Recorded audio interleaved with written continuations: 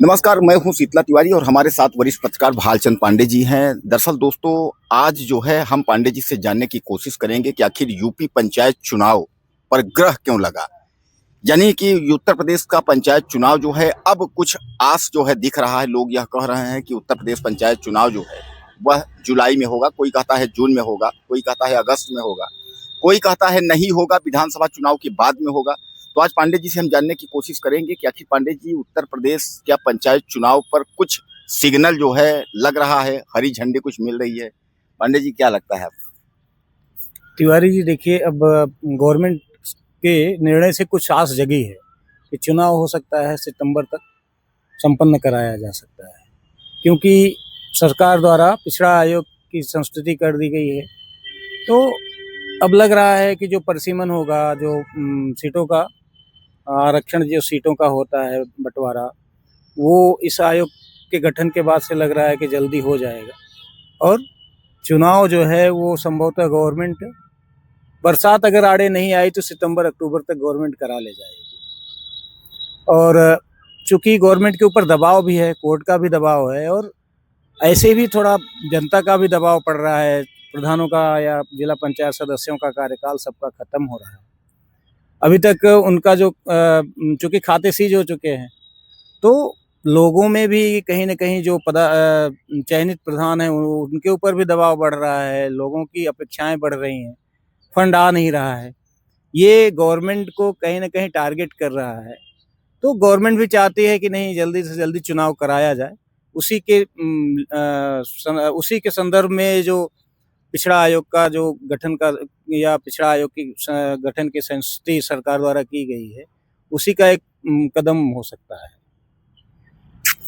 तो दोस्तों, कुल मिलाकर के आप समझिए पांडे जी यह कह रहे हैं कि अब हरी झंडी मिल गई है, और पांडे जी ने यह भी कहा कि सितंबर तक ये कह रहे हैं। हालांकि कुछ लोग जुलाई कह रहे हैं, लेकिन पांडे जी का यह कहना है कि सितंबर तक चुनाव हो सकता है।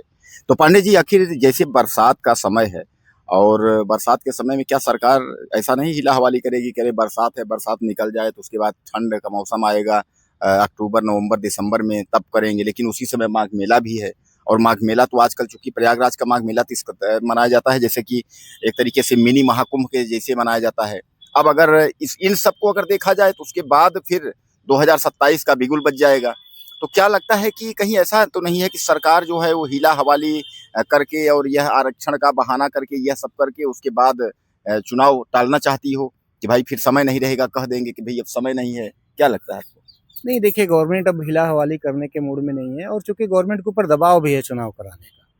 हिला हवाली करना भी चाहे तो शायद ना कर पाएगी, क्योंकि 27 का असेंबली चुनाव भी है। तो ऐसा है कि गवर्नमेंट असेंबली चुनाव के पहले ही पंचायत चुनाव संपन्न कराने का प्रयास करेगी, क्योंकि देखिए अभी जो 5 राज्यों के चुनाव हुए हैं उसमें बीजेपी को काफ़ी सफलता मिली है। तो उसका भी कहीं ना कहीं पंचायत चुनाव के माध्यम से गवर्नमेंट फायदा उठाना चाहेगी 27 में। अगर पंचायत चुनाव अच्छा चला गया तो इसका परिणाम जो है वो पक्ष में जाएगा ही जाएगा। अगर नहीं भी जाता तो तैयारी करने का गवर्नमेंट के पास समय मिल जाएगा कि कहाँ कमी रह गई, या किन कमियों को कैसे दूर किया जाए। चूंकि अगर सितंबर में चुनाव करा लिया जाता फिर भी 6 महीने का समय इनके पास बचता है। तो गवर्नमेंट की मंशा कहीं ना कहीं ये भी है कि एक तरह से सेमीफाइनल के रूप में देखा जाए, कमियां अपनी खोजी जाए कहाँ हैं, उसके बाद उसी पर ये काम कर सकते हैं। इस निर्णय या इस पद्धति से काम करके आगे बढ़ सकते हैं। पांडे जी, ये लगता नहीं है कि जिस तरीके से इस समय जो है सोना चांदी को लेकर के माननीय नरेंद्र मोदी ने साफ तौर पे कह दिया है कि सोना चांदी को लेकर के न खरीदें, 1 साल तक कितना भी फंक्शन हो आप उसको न करें, और 1 साल के बाद जो है आप उसके बाद फिर क्या होता है वो तो बात की बात हुई। अच्छा, प्लस सोना चांदी ही नहीं, उन्होंने केमिकल फर्टिलाइजर्स यानी किसानों को भी झटका दिया है। उन्होंने कहा कम खाद डालें, और उसके बाद जो है डीजल पेट्रोल को लेकर के आपने देखा कि इस कदर। तो कहीं लगता नहीं है कि इसका कुछ असर जो है पंचायत चुनाव पर जो है पड़ेगा, लगता है? देखिए, गवर्नमेंट की स्थिति आर्थिक रूप से बहुत अच्छी नहीं है इस समय। गवर्नमेंट के जो लिए गए निर्णय हैं, या फिर मोदी द्वारा दिए गए भाषण हैं, उनसे तो यही लगता है कि भारत की जो अर्थव्यवस्था है बड़ी अच्छी स्थिति में नहीं है। और सोना न खरीदने का निर्णय, पेट्रोल डीजल कम खर्च करने का निर्णय, और जो अभी आपने कहा फर्टिलाइज़र या यूरिया वगैरह कम यूज़ करने का, तो गवर्नमेंट कहीं न कहीं देखिए ऐसा तो है नहीं कि ये पहली बार है कि इतना यूज़ हो रहा है। यही मोदी हैं कभी जो है सोना या फिर सोना को जो है महिलाओं के सुहाग से जोड़ के प्रचारित करते हैं। आज कह रहे हैं कम खरीदिए। तो अपनी कमियों को उजागर करने के लिए पब्लिक पर एक तरह से भार डालना चाहते हैं कि आप कम खरीदेंगे तो उससे गवर्नमेंट के ऊपर इम्पोर्ट कम करना पड़ेगा और बाहर विदेशी मुद्रा कम खर्च करना पड़ेगा, भारत का थोड़ा बचत होगा। तो ये कहीं न कहीं गवर्नमेंट या प्रधानमंत्री जो है अपना पल्ला झाड़ना चाहते हैं, अपनी ज़िम्मेदारियों से भाग रहे हैं। क्योंकि इस समय जो स्थिति है, वैश्विक परिदृश्य जो बन रही है, उसमें भारत की जो स्थिति बन रही है बहुत अच्छी नहीं है।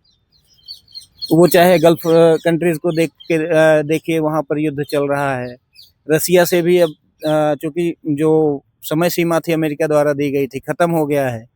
तो कहीं न कहीं दबाव जो है गवर्नमेंट पर है और उसमें अगर सोना-चांदी भी इसी मात्रा में खरीदते रहे तो जो भारत का विदेशी मुद्रा भंडार है वो कम होगा और ये जो भारत के ऊपर बोझ है वो और भी बढ़ेगा।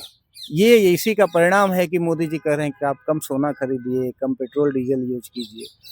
जबकि हकीकत तो ये है कि आज अभी भी लोगों के पास क्रय क्षमता सोना की कम हुई है। इसी स्थिति में अगर फिर से अपील करी जा रही तो कहीं न कहीं ये ठीक नहीं है। देश की स्थिति को कहीं कमज़ोर ही दर्शाती है। एक बार हमारे आप जो पंचायत के प्रतिनिधि जो चाहे ग्राम प्रधान हों और ब्लॉक प्रमुख हों या बीडीसी हों, तमाम खासकर ग्राम प्रधानों के लिए जो है आप एक बार आश्वासन दे दें। दरअसल उन्होंने बहुत तैयारी की, काफ़ी खर्च कर दिए हैं। अब एक बार वह लोग चुप्पी साधे हुए हैं, तो एक बार वह जानना चाहते हैं कि क्या हम तैयारी शुरू कर दें पंचायत चुनाव की या फिर अभी जो है इंतज़ार करें? क्या कहेंगे आप? नहीं अब उतने जितने भी पंचायत में भाग लेने वाले कर्मी हैं या जो भी पदाधिकारी हैं, वो ताल ठोकने के लिए तैयार हो जाएँ। आने वाला जो समय है मान के लिए 1 से 2 महीने के अंदर लगभग स्थिति फाइनल हो जाएगी और चुनाव जुलाई नहीं तो सितंबर तक गवर्नमेंट कराएगी या फिर हो सकता है कराने के पक्ष में है।